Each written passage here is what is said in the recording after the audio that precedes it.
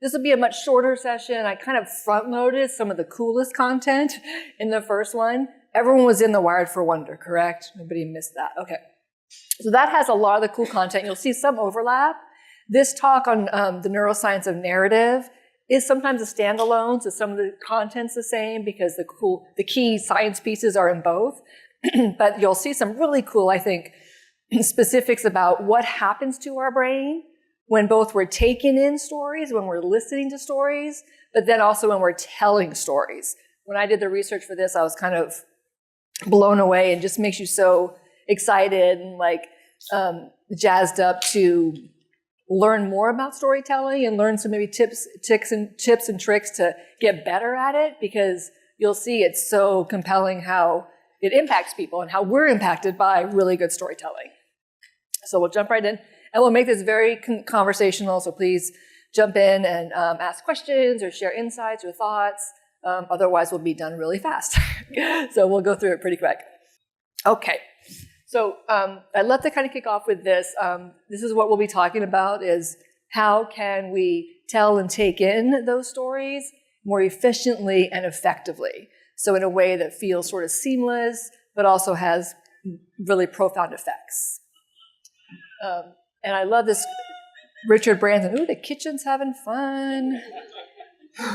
The art of storytelling can be used to drive change. And I think you'll see kind of how that can happen in the relating and rapport building aspect of it. So to kick that off, and we kind of started diving into it a little bit, what would you say, what makes a good storyteller? If you think about people in your life that you've known who are kind of enthralling and engaging storytellers, what made them really good at it? Feel like you're there. That you're kind of part of the story, you can totally see it, and descriptive language. Yeah. I think some of the wording I use is like they paint a picture, right? You can truly feel like the picture is being painted for you. Their expressions. Yeah, like their facial expressions or the way they're intoning it. Yeah, passion and enthusiasm for it. That kind of draws you in too, right? You feel like, oh, this is exciting. Don't make you do. Oh, that's the next thing. No. Not a math fan, huh? Like me. That good storytellers or good stories help connect to the human experience. Just the right amount of time, yeah. Right, you have those aunts or uncles who are like, one time in 1960, wait, it was 1960. You're like, oh my God, what's the point of it? What's the story? Yeah. Also, it's not rehearsed. Oh, not rehearsed. It feels kind of natural and relatable. Yeah, perfect. Great examples. So that's what we'll talk about through this, is kind of what gets in the way of either telling a good story, being a good storyteller, but also receiving it and hearing it. And so from that, it's kind of formatted just like the keynote of like, what gets in the way of storytelling coming across the way you might want it to, and then what's one simple strategy to address it. This is the same kind of slide I showed earlier, but the idea that top skills in the workplace are really so much around wonder and awe, but also just the idea of relating, right? The top skills of looking forward, 2025, there's the resilience for sure, reasoning, problem solving, but creativity, initiative, learning and learning strategies, and really that relating and resonating piece is really in there. The emotional intelligence, even though the wording changes sometimes over the years and decades, it's the same ideas coming forward of both the default mode of the innovative creative piece, along with those executive function skills of reasoning and deductive problem solving. That's what those frontal lobes are. Okay, so there's lots of research, which I was surprised when I started diving into this more. There's really a lot of great books, which I can share resources later on storytelling, because to your point of like what makes a good storyteller, as a leader especially, to have a compelling story of why people should follow you, right? Or leading by example, sometimes having that story, or whether it's a vision statement or a mission statement, or just how you hold meetings with your team, the buy-in and sort of the takeaways of how they feel, like do they buy the story? Do they want to be a part of the story? Can really help get that connection as well. And As I asked about last time, what's your brain wired for? I love that I saw in the research that storytelling and engaging in a narrative structure truly is a biological process that is hardwired into our brains. So it's not something we have to so much, intentionally or deliberately create. It is kind of part of how we evolved. Think about cavemen sitting in the cave with their stories up on the wall and by the campfire. It's truly how we have evolved and are biologically wired. So to kind of do a warm-up, I want you to, and we'll come back to this example a little bit deeper, but just to kind of start thinking about it in this format, think about your favorite movie. Just bring your favorite movie to mind. And in that, as you're thinking about it, and later you'll get to share it with somebody, but for right now, just think about it. And what was the first thing, when I asked you to think about your favorite movie, what was the first thing that popped into your mind? A specific scene. Anybody else have anything different? Where you were when you saw the movie? Okay. Anything else? A feeling you had from it? So perfect, kind of touching on each one. For most people, it's a vision of the movie, a scene from the movie, something that sort of represents the movie. So for example, my favorite movie, or one that I like to go to, is called Before Sunrise. That was called Before Sunrise. Anybody remember that? I think it was Ethan Hawke and a French actress where they meet romantically in Paris and they travel a train together. So whenever I think about it, all I picture is like a train. It's probably not even a scene from the movie, but it represents like what the movie was about. But so for most people, because our brains think in images, we tend to visually think about something from the movie or something that reminds us of that movie. Secondly, it might be something like a feeling that it gave you of, like what is your favorite movie that gave you a feeling? Okay. So kind of silly craziness, fun feeling. Festive, yeah. So that it's the image, we see it visually, and then the feeling that it gave us, or then maybe more so like, where was I when it happened? Maybe for some reason that event or that circumstance was more memorable or more important and valuable for you. But rarely are you like, oh, well, they said this, right? There was this conversation. It's not the dialogue or the specifics, it's more like what we took away from the meaning and the overall communication that happened in it. So we'll come back to that in a little bit, but just to kind of keep that in mind, that the way the brain works is we first remember in pictures, and then maybe language, and then other details. Okay, so at your group, either in pairs of two works out great because you have more time, but if you want to do your whole table, that's fine too. Share with your table your favorite movie. Okay? Okay, so I'd love to hear a couple of examples or shares, either what you shared about your movie or what you heard someone else share, if it was interesting or compelling. Yeah, are you raising your hand? Okay, just moving the hair. What would you share? Christmas Vacation, Shawshank Redemption. And why were they your favorite movies? Yeah, silliness. Okay, awesome. Other examples? What did anybody else share? The Color Purple? Great. So when you said it, they all went, oh yeah, and so you went right into like why it mattered to you. Okay, awesome. And what were you going to share?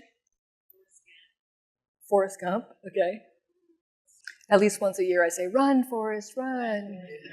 Not that that means anything, but it's stuck in their head.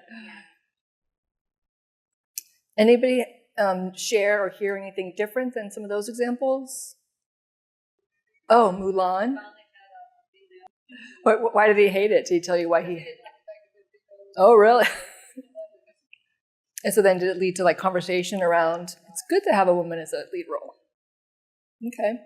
Yeah, so those are great examples. So generally, when I do this in really big groups, what we see is kind of two different themes that take over. Either someone says a movie like everyone knows, everyone goes, oh yeah, that's really great. And then maybe they go into like, because it reminded me of this, or because at that time in my life I was experiencing this. Sometimes someone might say a movie and the person hasn't seen it, or just naturally what they do is they kind of go through more of the transactional piece of it, the story of it, right? So kind of two ways to share it. Here's what happened, here's the storyline, or here's what it meant to me. Here's what I took away from it, right? And so this is the same slide I showed earlier because it applies to wonder and awe, thinking, but also applies to the way something is communicated, right? Communication can be kind of transactional, right? I'm going to tell you about what it is, or it might be more transformational in the sense of like, here's what it did to me and for me, and here's like the value it had for me. Here's why it mattered to me. And just as Bo Lotto, again, this is from the other one, but it's not the information or even the story or the movie, it's what the value it adds to us, or what's important to us, the meaning we assign to it. Isn't it so interesting that, have you ever noticed, and I didn't know this years ago, many movies have several different trailers, and they'll play different ones in different audiences, different markets, depending on maybe what's going on in that area of the country or area of the world. So there's many versions of different trailers to appeal to people. I remember years ago, I'd go out with my husband and a group of friends. We'd go to really cool movies, and afterwards we go and like have conversation and talk about it, which I loved because early on with my husband, I'd go to a movie and afterwards I'd be like, oh, what did you think about that?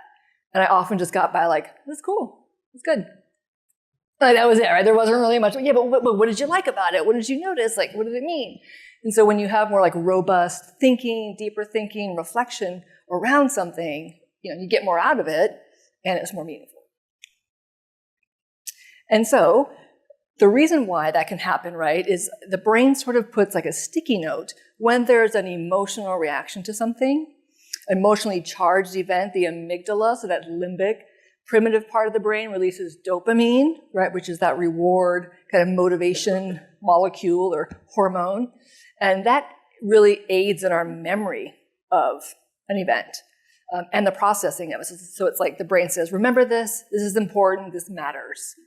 If you think about things in, events in your life that were very emotionally laden, they're really, they easily come back to you. And when you think about it, you are right back there in that moment. So it really highlighted the emotional centers of the brain. And the way we can use this is if you want someone or a group to remember something or to be moved by something, right, then you want to have that emotional component really highlighted. And the reason this happens again in the brain is mirror neurons. Who's heard of mirror neurons? A little bit, okay, great. They kind of got into the popular press a few years ago, so it's pretty well known that essentially when we're relating with someone, literally parts of our brain are activated, which makes us sort of either feel what the other person is feeling or really have empathy and understanding of where the person's coming from. There's a great book called Mirroring People by Dr. Akabono, I think actually, that when we give ourselves over to that emotion, it really can be transformative. And they're easier to remember because actually stories are how we remember, right? When we think about an event in the past, generally it's the story around it that we remember. Facts are so widely accessible and easy that it does matter more when we place those and deliver them in context that either is important to us, or if there's someone that we're trying to relate to, how do we tap into what's important to them or their emotional landscape? So storytelling kind of activates our brain in these different gears that can really help create more persuasive, lasting memories that drive change or drive action. Kind of a super simplistic way of remembering this. This was a sort of tool that I used where I used to work at Center for Brain Health, University of Texas at Dallas, and we would train corporate teams in different areas of attention processing. So we talk about multitasking like I did earlier, taking brain breaks being a really important way to increase our mental energy. And then we would talk about this sort of way of utilizing the way the brain processes information. So I'll give you this little model. It'll be in your slides too. But think about whenever you're sharing information or taking in information or a story. The most bottom line is just what, right? Like what happened, the facts. Kind of like just parlaying the storyline.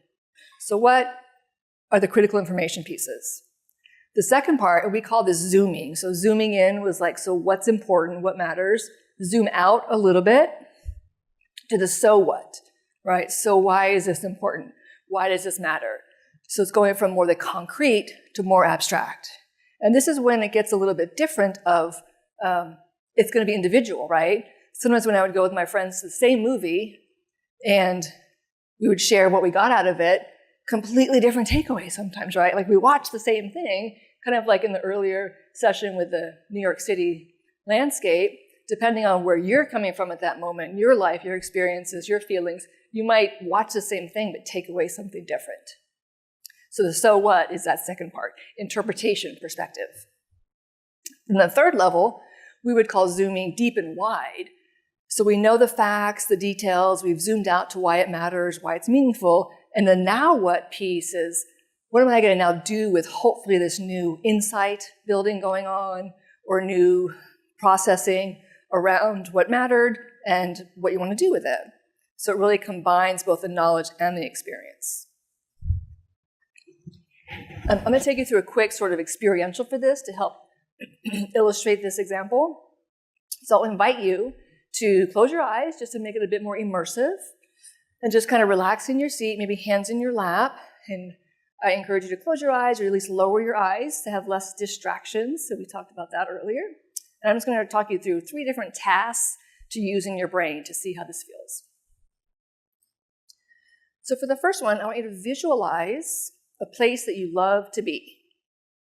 Maybe it's laying on the beach, hiking, playing with pets or children, or maybe just relaxing in your favorite chair. Just create the image of that place in your mind and hold it for a few seconds, visualizing all the details you can remember. And now tune into the sounds in the room around us right now. Just really listening to all the different sounds you can differentiate. Do you hear the air conditioner running, someone in the hallway talking? See how many different sounds you can differentiate. And lastly, recall to your mind your most favorite memory from your life.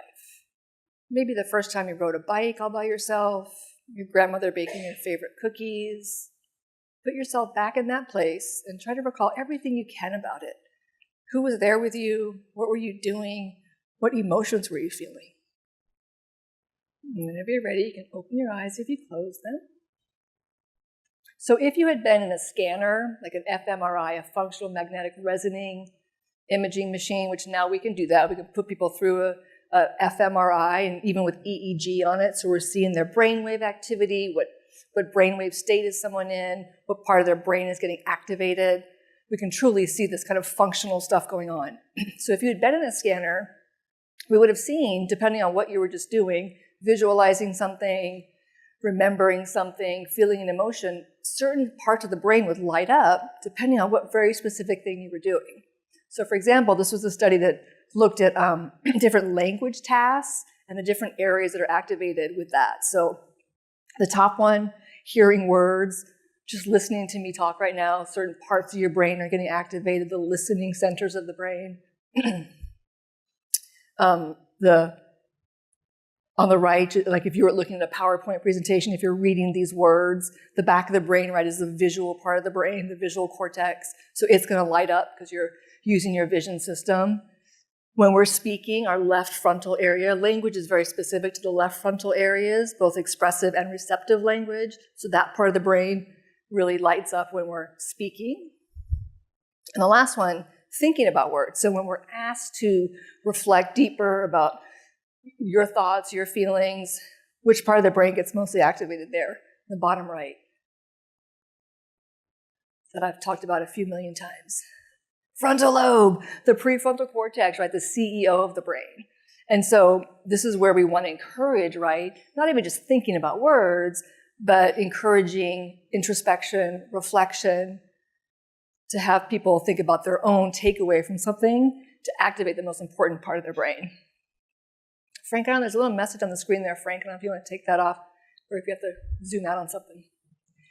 So what's cool about this, though, so our brain acts really differently if we're just looking at facts or if we're engaged in an activity or a task.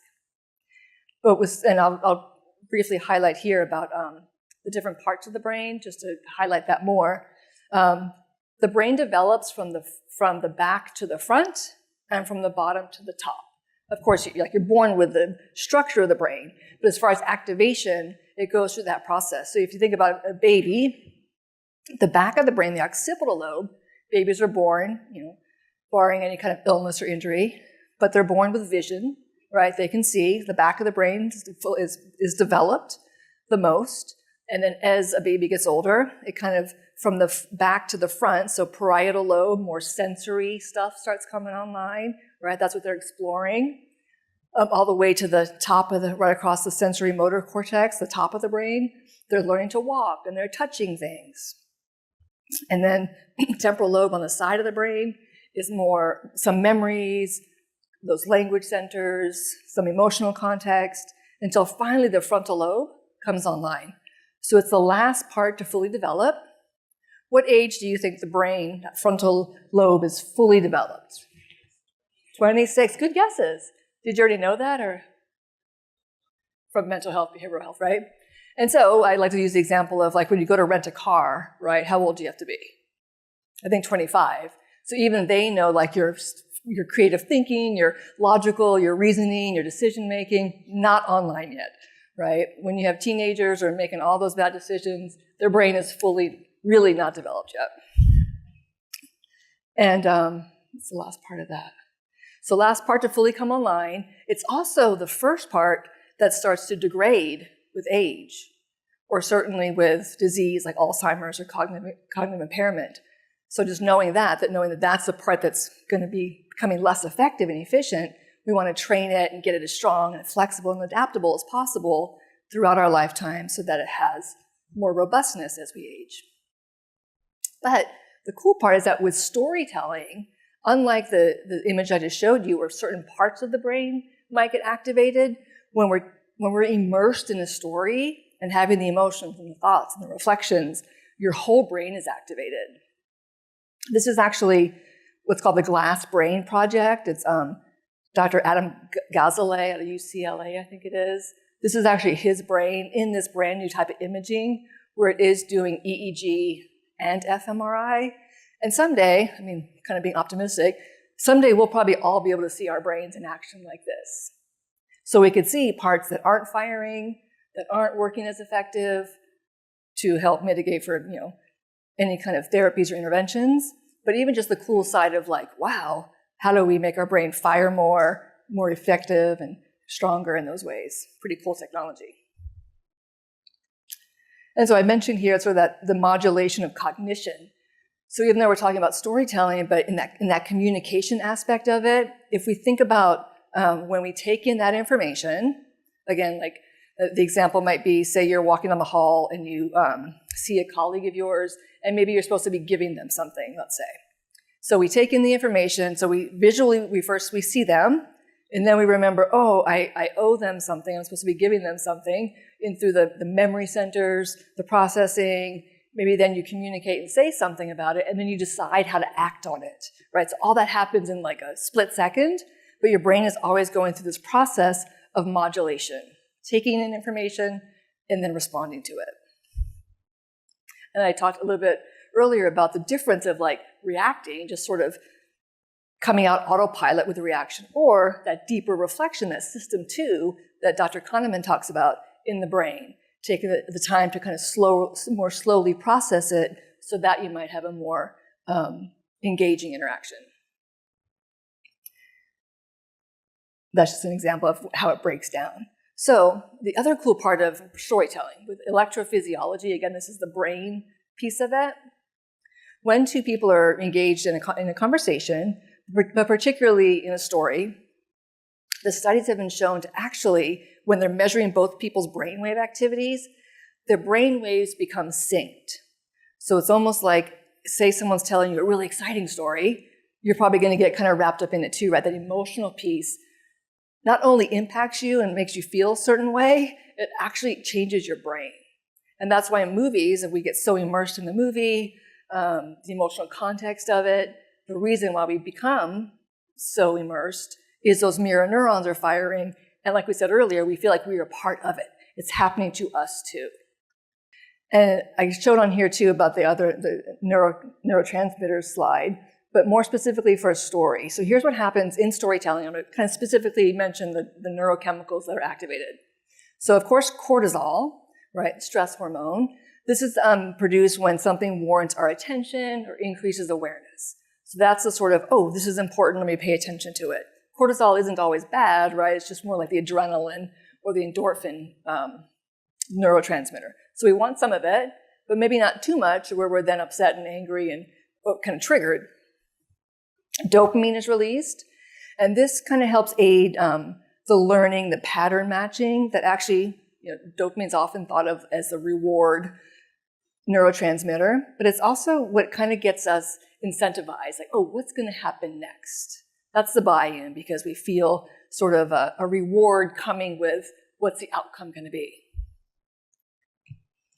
Oxytocin, anyone know about the wonder drug of storytelling?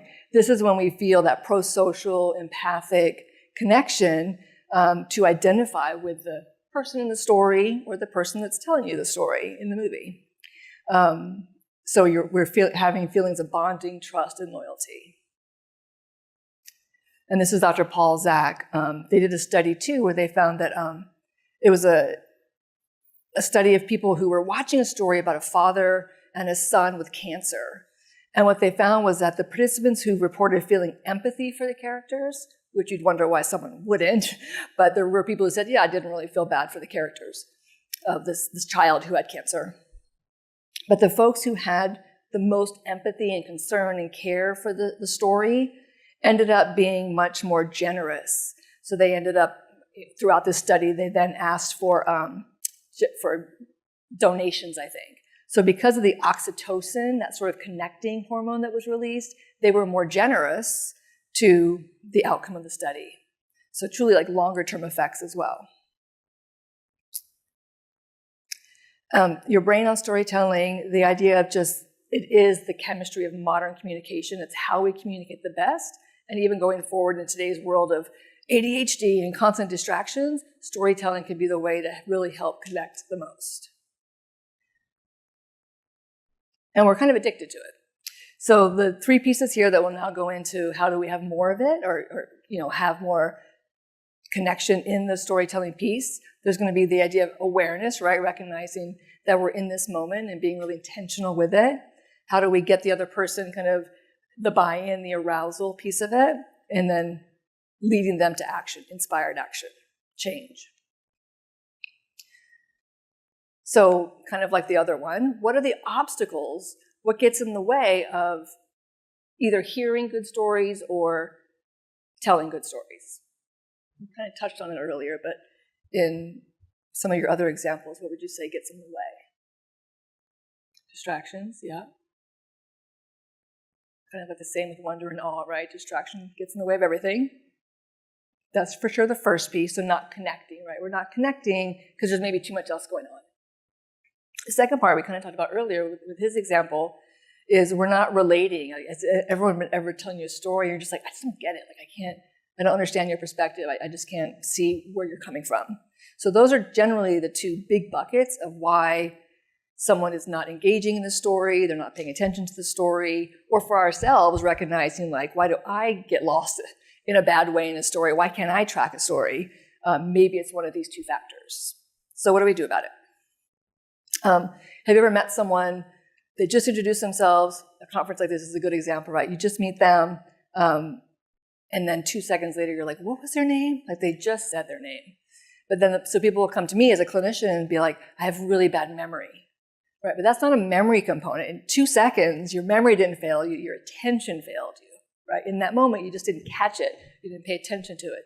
It didn't make time to get into the memory centers of the brain. Or remembering jokes. How funny. People always forgot the person right next to them, right before them. That is the good news, right? It's not your long-term memory. It's that maybe we're not in the moment as much. And this goes back, I showed this earlier to the Yerke-Dodson law, right? This is the idea that in order to get our best short-term performance, but also to have the best outcome of things, we have to have a little bit of cortisol, endorphins, so that our attention facilities are all on board. So we want to increase our attention, but not too much, then we're overloaded, and then we lose the ability to, as I showed earlier. My puppy's really alert and engaged, or pretty soon you're just completely burnt out and can't pay attention. And so I talked about this a little bit earlier too, but when you have those aha moments, where are you? What are you doing? Again, thinking about that. So what are the most optimal environmental settings for you to have your aha moments? And so we'll do a little bit of an example of this one here. Take a look at this, and looking over it, as soon as you kind of get the big idea, the big message, what is it? What's the takeaway here?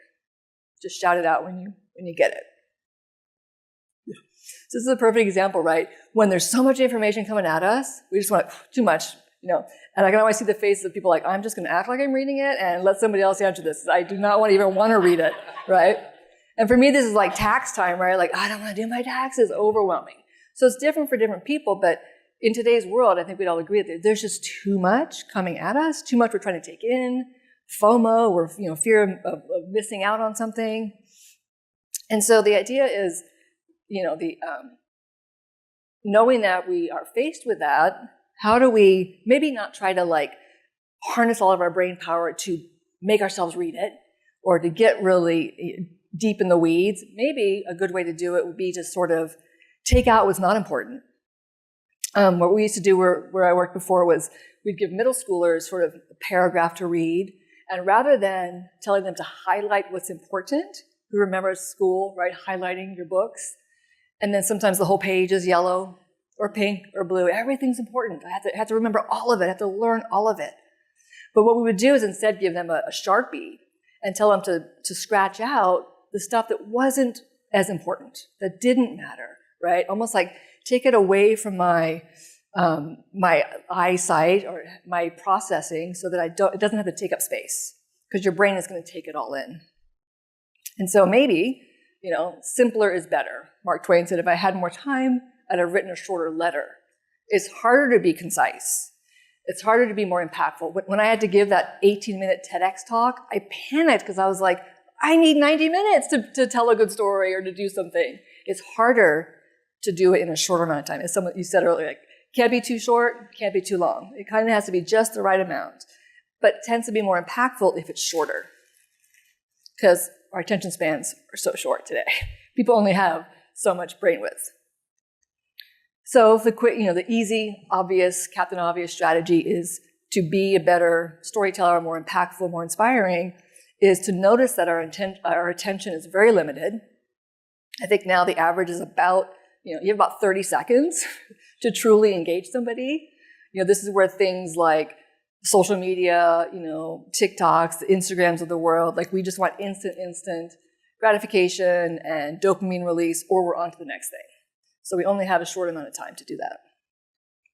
And so bluff, this is what we would work a lot with military. It's the idea of bottom line up front. How do you get the most important message out first? For me, coming from academia too, even in talks like this, I want to give, you want to give all the background, all the research, and then here's why this matters at the end. But we don't have time for our brains to hear all that. Start with why it matters, and then fill in the detail of everything else. So as a leader, I'd love you to just think about this in ways, how could this inform the way you lead or the way that you just help encourage your staff or your team or your clients in a way that they receive it a little easier. Okay, second thing, we're not communicating, we're not relating, something's not resonating. How do we get over that? If you ever had those conversations where you just feel like things are going in circles, you're not getting to the point that matters. And so when we hear a story, we want to relate it to one of our existing schemas, right? Like the example of cognitive accommodation. When someone's telling us something, we're almost searching for, how can I make sense of this? How can I relate to this? And sometimes it happens really easily, and sometimes it just doesn't. And so, for an example of this, kind of a fun exercise, let's do it this way. We're going to do this side of the room and that side of the room. I'm going to give each side of the room a different task, and we'll see how this plays out. I'm going to show you a list of words. And so this is group one.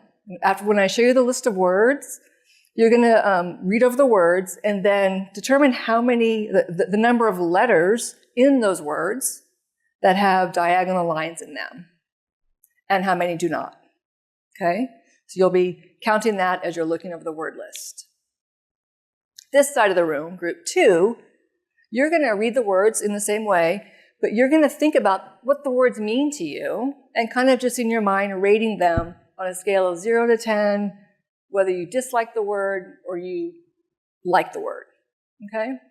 Clear on the task, counting diagonal lines in the letters, and then do you like the word or not? What scale? What do they mean to you? Okay, ready? Here's the word list. Give you a few minutes to look at that. Not writing anything down, but just using your brain. Okay, now write down all the words that you remember. Okay, looks like everyone's kind of done writing. Okay, so go ahead and put your hand up if you remembered 12 words or more. Let's start on the other end. Who remembered 2 words or more? 3, 4. All hands are down on this side. You've got 4, 5. Maybe 5, 6? Okay, so a few more hands on this side, right? The message is bigger, obviously in big rooms with lots of people, but why do you think this side remembered more words? Their attention was on a certain thing. And they were attached. Right? The 2 big takeaways, right, is, paying attention to what are you paying attention to? Where is your focus? But also the meaning piece, right? When you're asked to kind of think about, apply meaning, what does it mean to you personally? You're going to remember it more. That's this is important. Remember this piece of it. And so inspiring leadership really is key to this, right? That inspired leaders, know that people need to have purpose and meaning in their life to make work worthwhile and wanting to be there.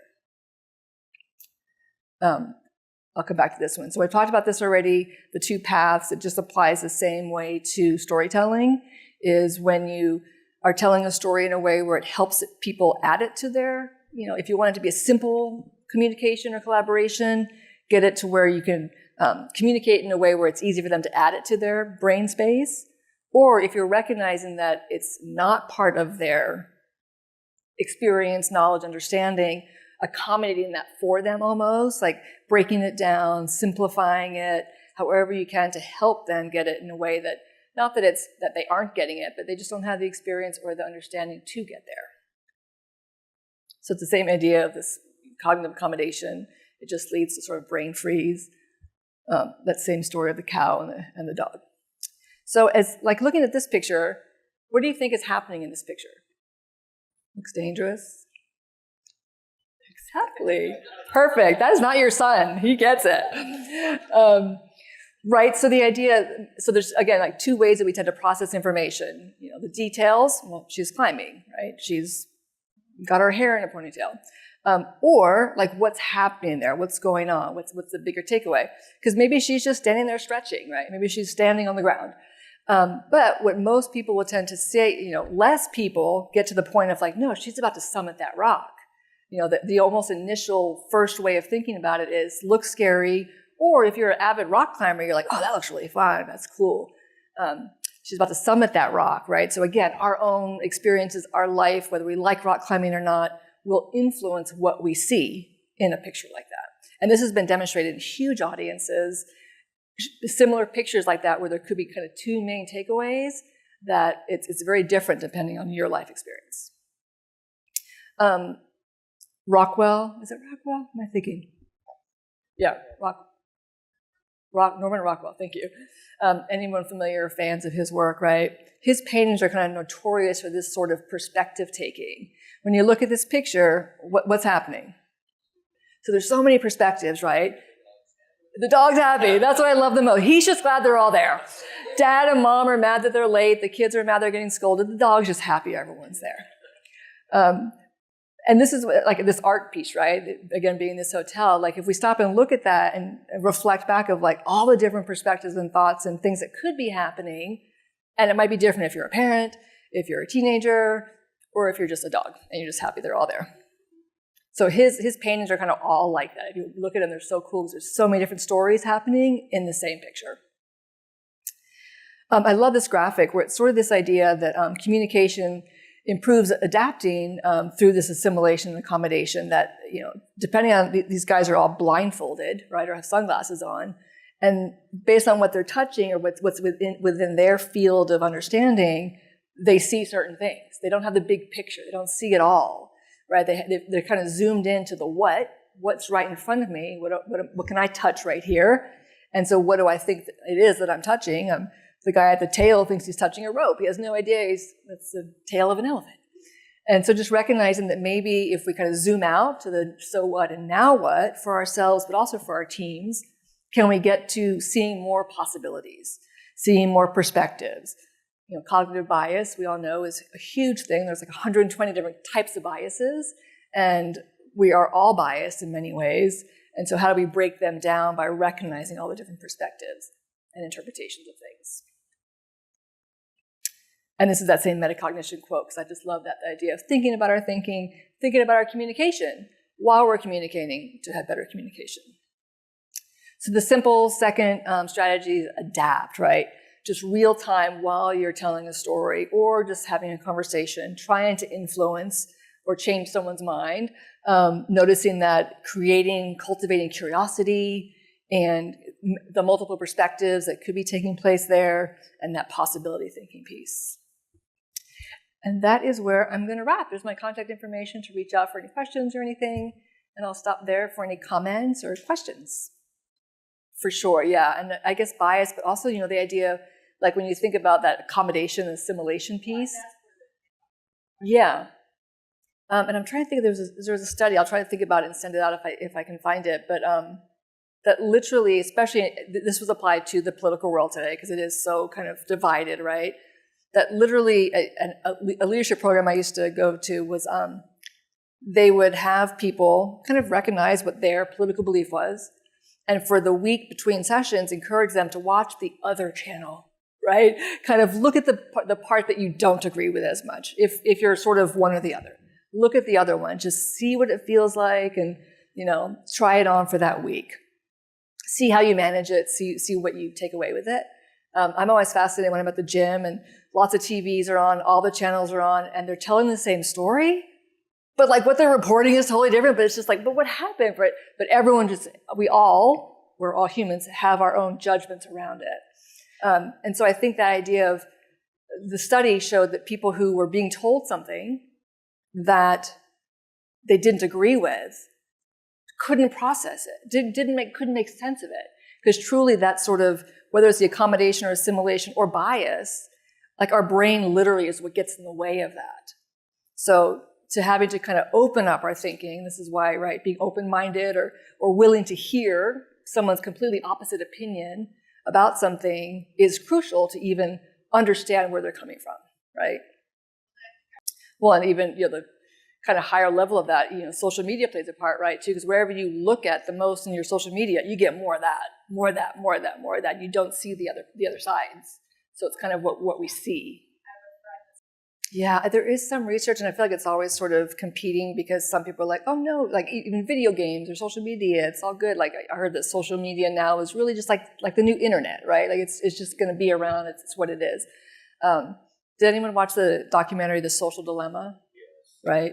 Like even they're admitting, the tech giants are admitting, yeah, we know it's addicting. We're building it to be addicting. We're building it to be biased. They don't let their kids have it.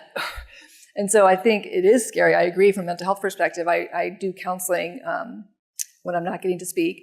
And I'm shocked by the 7-year-olds, 5-year-olds, 13-year-olds, 80-year-olds saying, I have social anxiety, right? So there's this like a crippling effect of the world that we've built around us to be so technology-based that people feel like they can't communicate or collaborate as well. I think it's really causing almost like a self-diagnosis of some impairment or disease or problem, when I think that if we can just see it from more of a strengths-based perspective and, normalizing, right, generalizing, like, yeah, it's like your brain is doing its job. If you're feeling isolated or anxious, like, thank your brain for doing what it's wired to do, and now let's talk about strengths or what you can do, all the work you do, all the resources and tools available to them. Because I agree, I think I'm worried too. Try to stay optimistic, but just the impact it has on myself. I'm addicted to it too, right? So just recognizing that it's there, it has uses, and just try not to let it get the best of us. Anything else? All right, well, thank you guys so much for your attention, and you'll get all the slides and resources. I think Frank's going to download it in the next couple days. So I look forward to hearing from you if you reach out. Enjoy the rest of your conference.